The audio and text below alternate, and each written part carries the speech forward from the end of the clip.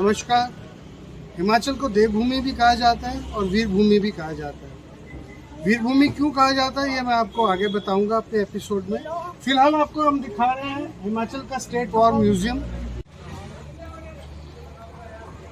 आज जब हम वीरों की बात करेंगे, हिमाचल के वीरों की, तो शुरुआत मैं करूंगा जनरल जोरावर सिंह जी की, और उसके बाद मैं आपको और भी वीरों के बारे में बताऊंगा। आइए चलते हैं अंदर, म्यूजियम देखते हैं।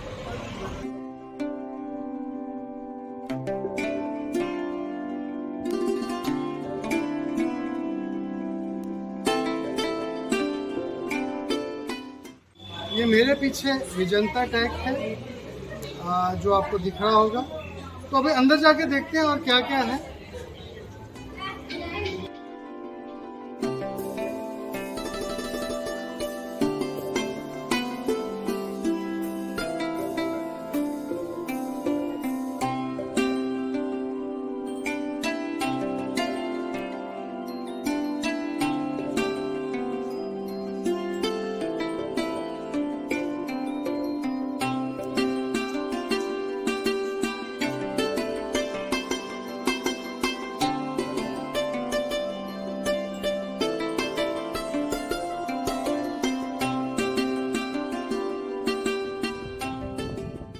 आपसे आज हम बात करेंगे हिमाचल के वीरों की, और इस म्यूज़ियम के अंदर उन वीरों की भी बात करेंगे, और साथ में जो वॉर की एवोल्यूशन है, कैसे महाभारत और रामायण के टाइम से धीरे धीरे वॉरफेयर इवॉल्व हुई है और मॉडर्न टेक्नोलॉजी पे पहुंची है, वो थोड़ा आपको दिखाएंगे जितना दिखा सकें। जब हम वीरों की बात करते हैं तो हम शुरुआत करेंगे जनरल जोरावर सिंह जी से। अक्सर जब हम वीरों की बात करते हैं तो या तो हम पुराने ज़माने में चले जाते हैं, महाभारत में या रामायण में, या फिर हम बात करते हैं 50 साल 70 साल पहले कभी चीन से लड़ाई हुई थी, कभी पाकिस्तान से लड़ाई हुई थी। लेकिन आज हम बात करेंगे लगभग 200-300 साल पहले जनरल जोरावर सिंह जी के बारे में, जिनका आपको हमने पुतला बाहर दिखाया, घोड़े पे बैठे हुए थे। जनरल जोरावर सिंह जो थे वो आपको सुन के हैरानी होगी कि देखिए, अपने आदमी की, मानिए कि आज मैं भारतीय हूँ तो अपने सैनिक की तो प्रशंसा हम करेंगे, उनकी वीरता की तो हम सराहना करेंगे, लेकिन शायद दुनिया में एक वही जोरावर सिंह जी एक ऐसे शख्स होंगे, ऐसे एक जनरल थे, सिपाही थे, जिनकी तारीफ उनके दुश्मनों ने की। और आपको हैरानी होगी कि उनकी जो आखिरी लड़ाई थी जहाँ पे वो वीरगति को प्राप्त हुए, वो थी तिब्बतियन के साथ, तिब्बत के लोगों के साथ की थी उन्होंने लड़ाई, महाराजा रणजीत सिंह के टाइम पे। महाराजा रणजीत सिंह तो गुजर चुके थे, उनके बेटे तब आए थे। उस वक्त जो तिब्बत के अलग अलग ट्राइब्स थे उनके बीच में झगड़ा हो गया। झगड़ा इस बात को लेके हो गया कि इनकी बॉडी को कौन लेके जाएगा, क्योंकि वहाँ पे ऐसा माना जाता है तिब्बत में कि जो शेर होता है, शेर की अगर मांस या स्किन को घर पे ले जाएं तो उनके बच्चे भी शेरों की तरह पैदा होते हैं। तो उन्होंने कहा कि इससे बड़ा शेर हमने नहीं देखा। तो लड़ाई होगी कि इनकी डेड बॉडी को कौन लेके जाएगा, और आखिर उन लोगों ने इनकी बोली लगाई, और जो सबसे ज़्यादा पैसा जिसने दिया वो इनकी बॉडी को लेके गया। और इनकी जो आज भी समाधि है वहाँ पे तिब्बतियन लोग जाते हैं, वह गर्भवती तिब्बतियन महिलाएं जाती हैं ताकि उनका बच्चा शेर की तरह पैदा हो, ताकि जनरल जोरावर सिंह की तरह पैदा हो। जनरल जोरावर सिंह ने महाराजा रणजीत सिंह के टाइम पे आर्मी ज्वाइन की थी। किश्तवाड़ एक जगह है, जम्मू और कश्मीर में आती है। वहाँ के गुलाब सिंह जो बाद में जम्मू और कश्मीर के राजा बने, वो महाराजा रणजीत सिंह के सिपह सलार थे किश्तवाड़ के, और वहाँ का भार उन्होंने जोरावर सिंह जी को सौंपा। जोरावर सिंह जी ने उस एरिया को एक्सपेंड किया, अपने किंगडम को। उन्होंने लद्दाख, आजकल तो हम लद्दाख लेह लद्दाख घूमने जाते हैं, लेकिन उस लद्दाख को इस देश में, हमारे देश में मिलाने वाले जनरल जोरावर सिंह जी थे। और उसके बाद तिब्बत का भी काफ़ी हिस्सा उन्होंने अपने साथ मिला लिया था, और वहीं पे उनको वीरगति प्राप्त हुई। मैंने जनरल जोरावर सिंह जी की बात इसलिए की कि चूँकि हिमाचल के वीरों की बात हो रही है तो वो हिमाचल के रहने वाले थे। हालांकि उस वक्त पंजाब था, वो बात अलग है, लेकिन वो हिमाचल के रहने वाले थे। और आपको, जैसे कि मैंने इस एपिसोड के शुरुआत में कहा था कि हिमाचल को देवभूमि भी कहते हैं और वीरभूमि भी कहते हैं।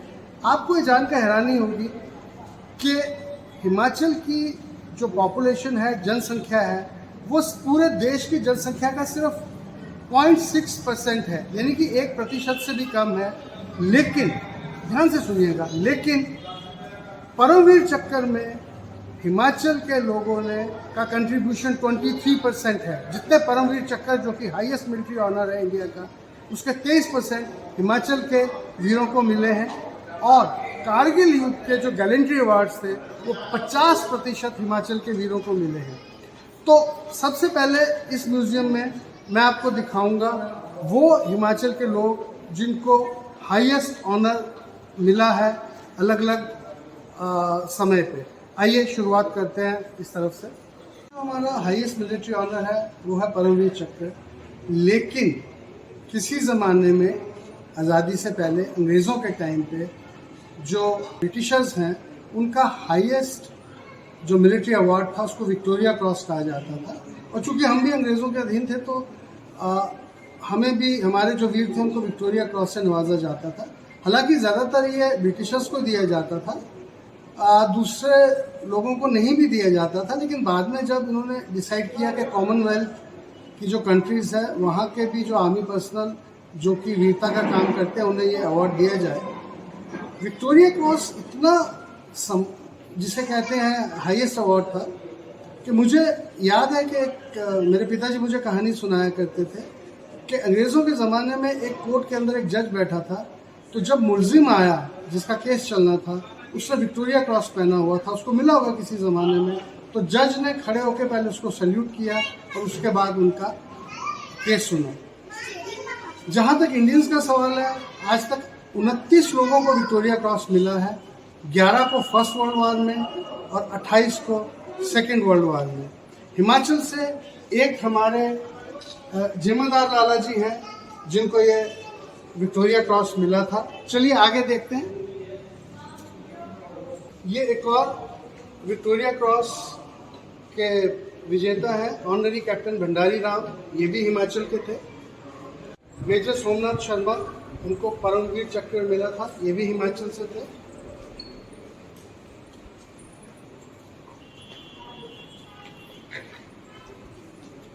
लेफ्टिनेंट कर्नल धान सिंह थापा जी, इनको भी परमवीर चक्र मिला था, ये भी हिमाचल से थे।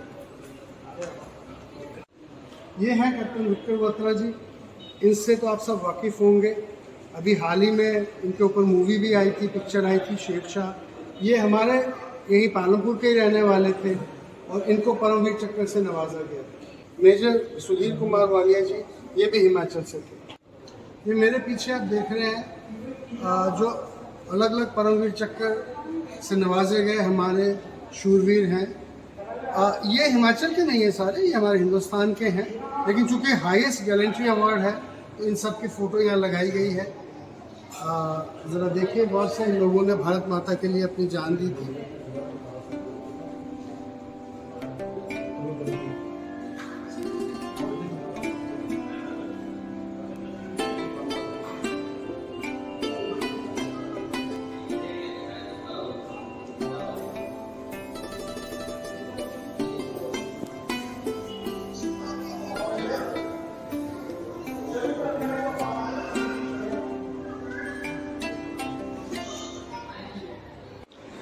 इस म्यूज़ियम की ख़ास बात यह है कि हर सेक्शन में एक ऑडियो विजुअल देखने के लिए आपके पास एक साधन है।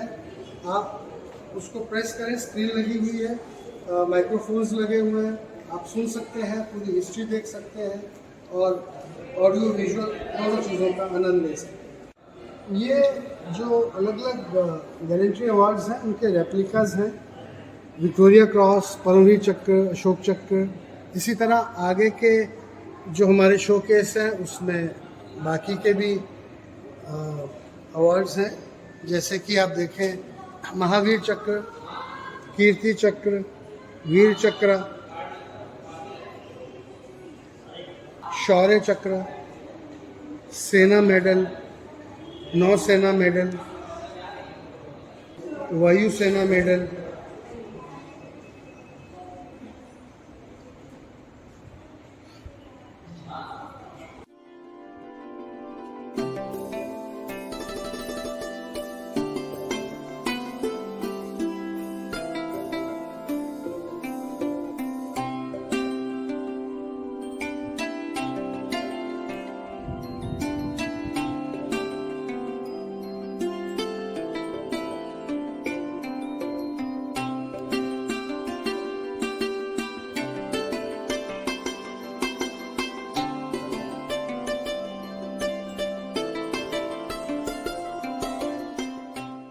जैसा कि मैंने आपको पहले बताया था, एवोल्यूशन ऑफ वॉर, किस तरह से हमारी वॉरफेयर जो है महाभारत रामायण के टाइम से लेके धीरे धीरे इवॉल्व हुई महाराणा रणजीत सिंह के टाइम पे और मॉडर्न वॉरफेयर तक पहुंची, वो एक डिपिक्ट किया गया। उसकी हिस्ट्री है, क्या वेपन्स होते थे, क्या हथियार होते थे, तो वो यहाँ पे बड़े खूबसूरत पिक्चर्स और राइटअप्स में उसको बताया गया।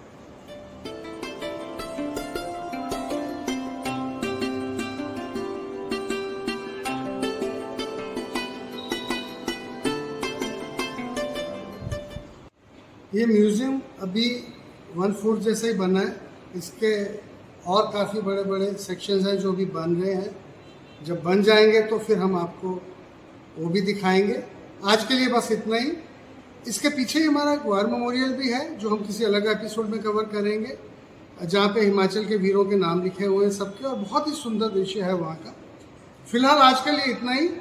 आशा करता हूँ कि आपको ये एपिसोड पसंद आया होगा, और अगर हमेशा की तरह आपको पसंद आया हो तो कृपया इसे लाइक करिए, शेयर करिए, और अगर अभी तक सब्सक्राइब नहीं किया है तो प्लीज़ इसे सब्सक्राइब करिए। धन्यवाद।